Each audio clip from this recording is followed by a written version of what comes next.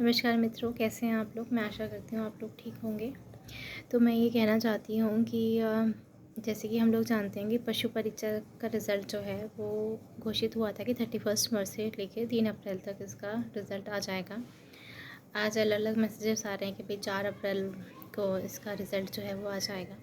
तो मेरा कहना आप लोगों को ऐसा ही है कि जितना हम लोग स्टॉक कर रहे हैं भाई बार बार हम लोग देख रहे हैं कि भाई अब आ रहा है क्या, अब आ रहा है क्या, अब आ रहा है क्या, पूरा टाइम हम लोग यूट्यूब पे यही कर रहे हैं। तो ये करना बंद कर दीजिए। क्यों? क्योंकि ज़्यादा से ज़्यादा ये 3 अप्रैल को आ सकता था रिज़ल्ट। मुझे तो पूरी संभावना थी कि 3 अप्रैल को आता है इसका रिज़ल्ट। तो या फिर हम 4 अप्रैल को देख लेंगे, कोई दिक्कत वाली बात नहीं। क्योंकि क्या होता है ना, एग्ज़ाम ही हमारा हुआ था 1, 2 और 3 दिसंबर को। तो 3 महीने तो लगते ही हैं किसी भी पेपर को चेक करने के लिए, ठीक है। और विभाग अपनी तरफ से बहुत अच्छा काम कर रहा है। हम विभाग को कहीं से भी दोषी नहीं बोल सकते हैं कि विभाग लेट कर रहा है या सालों व्यतीत कर दिया उसने, ऐसा कुछ नहीं है। आंसर की हमारे पास आ ही गई है अकॉर्डिंग टू मास्टर पेपर। अगर आपको नहीं मिल रहा है बस का मास्टर पेपर तो आप लोग मेरे शॉर्ट्स के थ्रू देख सकते हैं।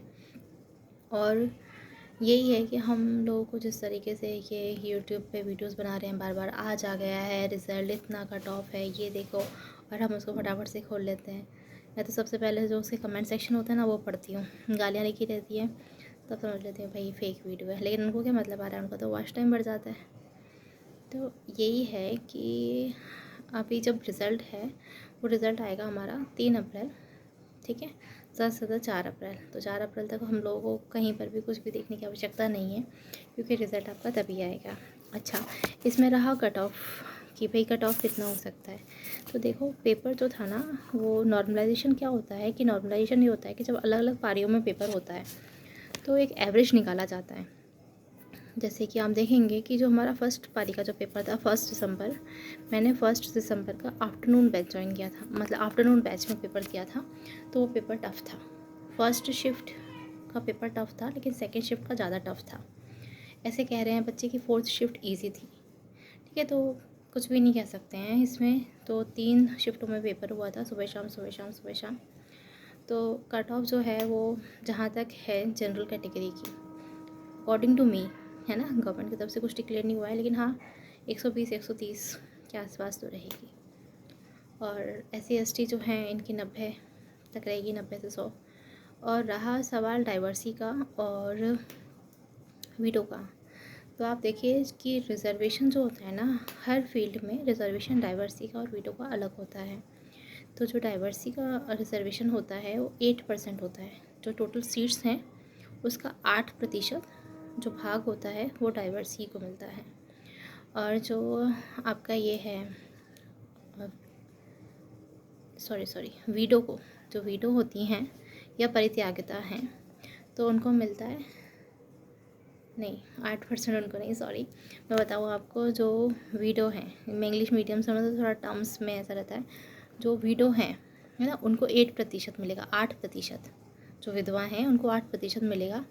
और जो डाइवर्सी हैं या परित्यागता हैं उनको 2% मिलता है, 2% ऑफ द टोटल सीट्स जो भी रिक्वायर्ड हैं। तो आप देखें इसमें अप्रॉक्सीमेटली अपन 6000 सीट्स ले लेते हैं।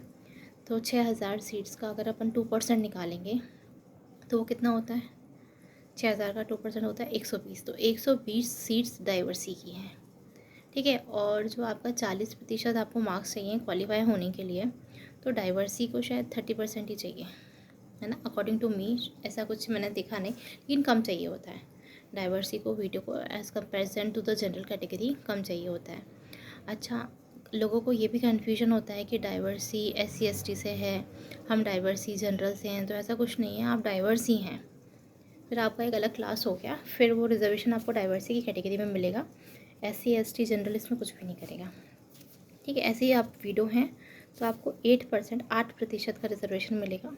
उसमें फिर SC ST ये सब चीज़ें कुछ भी नहीं करेंगे, आपको 8% रिजर्वेशन उसके बाद ही मिलेगा। अच्छा, कई लोग बोलते हैं कि हम लोग EWS से हैं, तो हाँ 10% उनका रिजर्वेशन होता है EWS वालों का, और 10% जो भी है आपका टोटल सीट्स जो रिक्वायर्ड है उनका EWS वालों को मिलता है, ठीक है। तो ये सब चीज़ें हैं। फिर मेरिट में जिनका नाम आता है, अभी तो क्या करेंगे ये लोग, डबल लेंगे। जैसे 6000 चाहिए तो 12000 लोगों को लेंगे। उसके बाद में फिर ये मेरिट में नंबर निकालेंगे आपके, मेरिट में अकॉर्डिंग टू 10th 12th क्या नंबर हैं आपके, ठीक है। और फिर क्या होता है, कई सारे लोग सिर्फ पेपर देते हैं, वो ना जैसे कई तो टीचर्स ही पेपर देते रहते हैं कि भाई देखो हमारा निकाला हुआ है पेपर, आप हमसे पढ़िए कोचिंग। तो कई सारे जो हैं वो उन्होंने पटवारी का दे दिया, ये दे दिया, वो दे दिया, तो उनके निकल जाते हैं। तो कई लोग जिनके कम नंबर भी आ रहे हैं ना, तो वो 12,000 में सिलेक्ट हो जाते हैं। और फिर जब मेन लिस्ट निकलती है ना, तो वो लोग वेटिंग में होते हैं। मान लीजिए जो 6,000 सीट्स में हैं तो 12,000 लोग रहेंगे, डबल लिया ना इन लोगों ने, पहले 12,000, फिर जो 6,000 विद्यार्थी है उनको तो ले लिया इन लोगों ने। लेकिन जब ज्वाइनिंग करनी होती है, जब दस्तावेज़ प्रस्तुत करने होते हैं कि भाई हाँ हम आ गए हैं, अब हम लोगों को जॉब करनी है, तो जैसे मान लीजिए जिसके दस्तावेज़ सत्यापन, मतलब जिसके दस्तावेज वेरीफाई हो गए, जिसके डॉक्यूमेंट्स वेरिफिकेशन हो जाएंगे, उनको तो जॉब मिल जाएगी। लेकिन कई सारे, मैंने बताया ना, आप लोगों को बस देते हैं एग्ज़ाम बट वो ज्वाइनिंग नहीं करते हैं। तो जो ये वेटिंग वाले होते हैं ना, इनको जॉब्स मिल जाती हैं।